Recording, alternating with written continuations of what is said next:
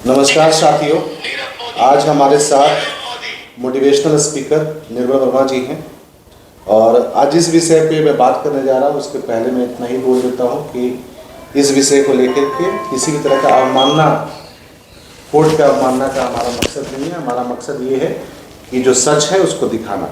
मैं राहुल जी का वो क्लिप दिखाना चाहता हूँ पहले कि जिसपे राहुल जी एक्यूज हुए हैं। थोड़ी छोटी सी एक क्लिप है, वो थोड़ा सा आप ये देख सुन लीजिए। नरेंद्र मोदी आपसे कहते हैं काले धन के खिलाफ लड़ाई, आपको धूप में बैंक की लाइन के सामने खड़ा करते हैं, आपके जेब में से पैसा निकाल के बैंक में डालते हैं और फिर आपको पता लगता है कि आप ही का पैसा नीरव मोदी उठा के भाग गया। 35,000 करोड़ रुपए आपकी जेब से निकाल कर उसकी जेब में। मेहुल चौकसी, ललित मोदी। अच्छा, एक छोटा सा सवाल, इन सबके नाम, इन सब चोरों के नाम मोदी मोदी मोदी कैसे हैं? नीरव मोदी, नीरव मोदी, नरेंद्र मोदी, और अभी थोड़ा ढूंढेंगे तो और बहुत सारे मोदी निकलेंगे।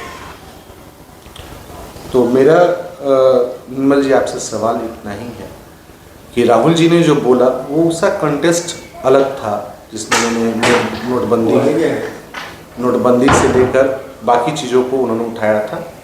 जिसके लोग ऐसे हैं जिनका सरनेम मोदी है और वो देश से बाहर चले गए। देखिए, आज कोर्ट ने डिसीजन दिया, उस पर हम लोग किसी भी तरह का क्वेश्चन मार्क नहीं उठा रहे, लेकिन ये जो संदर्भ था उसके बारे में आप क्या कहना चाहेंगे या उसका मेन मीनिंग क्या था? कोर्ट का जो भी आदेश है तो उसका तो हमेशा हर आदमी के द्वारा, हर भारतीय के द्वारा सम्मान होना चाहिए। सम्मान होता भी है, उस पर कोई प्रश्न नहीं है। प्रश्न इस बात पे है कि जिन लोगों का नाम राहुल जी ने लिया, जैसे नीरव मोदी, ललित मोदी कहा, तो क्या ये लोग चोर नहीं हैं? देश का बड़ा रुपया इन्होंने, चोर क्या, मैं तो डकैत कर, बड़े घोटालेबाज हैं। इन्होंने पैसे उड़ाए भी और बहुत आराम से विदेश निकल भी गए। तो चोर को चोर ना कहा जाए, इसमें क्या अतिशयोक्ति क्या है? मुझे तो इसमें कोई अतिशयोक्ति नहीं नजर आती है।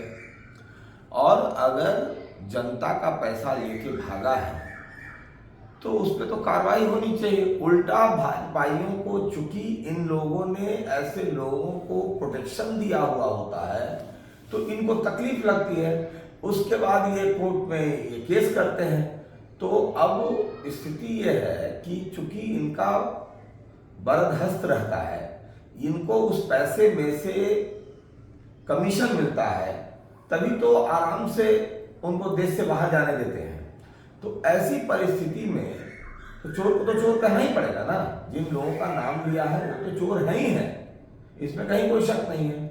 और बड़े, और मैं तो ये कहता हूं कि जो तीसरा नाम लिया, जो हमारे प्रधानमंत्री हैं श्री नरेंद्र मोदी जी, वो भी अगर पाक साफ है तो जेपीसी का गठन क्यों नहीं कर रहे हैं? जेपीसी का गठन तो करना चाहिए उनको। जेपीसी का गठन आप करने में क्यों? मैं कह रहा हूं कि अगर आप चोर नहीं है, अच्छी बात है, तो आप इन्वेस्टिगेशन से क्यों भाग रहे हैं?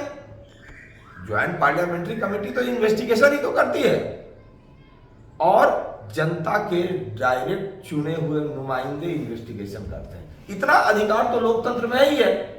तो आप अगर चोर नहीं है तो आप इससे भाग क्यों नहीं है? और अब जब भाग रहे हैं तो छोड़ दीजिए राहुल जी को, पूरा देश एक दिन आपको चोर कहेगा। यही सच्चाई है।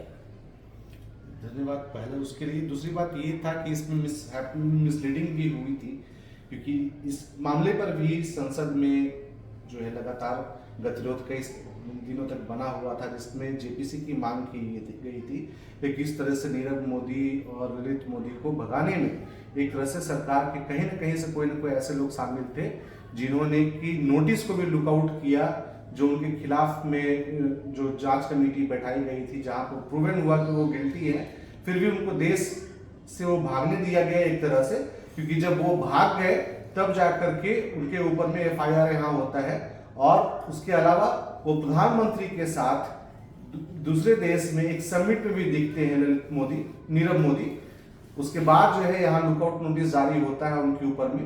तो ये कहीं ना कहीं से दर्शाता है कि सरकार में कोई ना कोई ऐसा है उनका जो कि उनको भगाने का सहयोगी है। कोई ना कोई ऐसा नहीं है, जो मेन लोग हैं वही ऐसे हैं, वही लोग इनको भगवाते हैं। और नहीं अगर भगवाते हैं तो आप उसका इन्वेस्टिगेशन से क्यों बचते हैं? इसका मतलब कि कहीं ना कहीं दाल काला है। मैं तो कह रहा हूं कि दाल में काला नहीं, पूरी दाल ही काली है। और इसकी जांच ज्वाइंट पार्लियामेंट्री कमेटी से होनी ही चाहिए। ये लोकतंत्र है, ये हमारा अधिकार है और ये सांसदों का भी अधिकार है। वो भी जनता के प्रति जिम्मेवार है। अगर वो नहीं डिमांड करेंगे ज्वाइंट पार्लियामेंट्री कमेटी की तो आज न कल उनको भी जवाब देना पड़ेगा। इसलिए जेपीसी का तो गठन होना चाहिए और मोदी जी जेपीसी का गठन नहीं कर रहे हैं, इसका मतलब कि कहीं ना कहीं कुछ गड़बड़ है। तो तीसरा नाम भी उसमें गुनाहगारों के लिस्ट में अपने आप आ जाता है, मोदी जी के अपने कर्मों के कारण आ जाता है। तो इसमें कहीं कोई दिक्कत वाली बात नहीं। जेपीसी का गठन होना चाहिए, दूध का दूध पानी का पानी हो जाएगा। बहुत बहुत धन्यवाद।